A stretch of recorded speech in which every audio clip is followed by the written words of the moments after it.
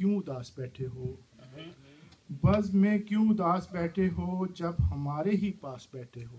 अच्छा जी। बज़्म में क्यों उदास बैठे हो जब हमारे ही पास बैठे हो, फिर किसकी हैं मुंतज़िर आंखें, फिर किसकी हैं मुंतज़िर आंखें, लेके दिल में फिर आस बैठे हो।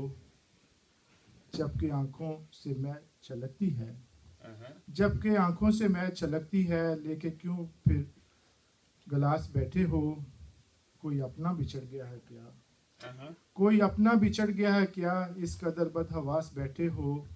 पास दरिया है फिर भी तुम जगार, पास दरिया है फिर भी तुम जगार, लेके होंठों पे प्यास बैठे हो। बस में क्यों उदास बैठे हो। सॉरी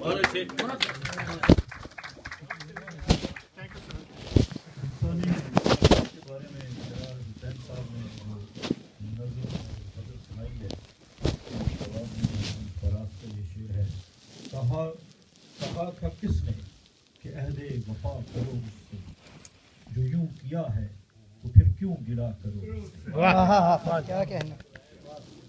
कहा था किसने कि अहदे वफा करो उससे, जो यूं किया है तो फिर क्यों गिला करो।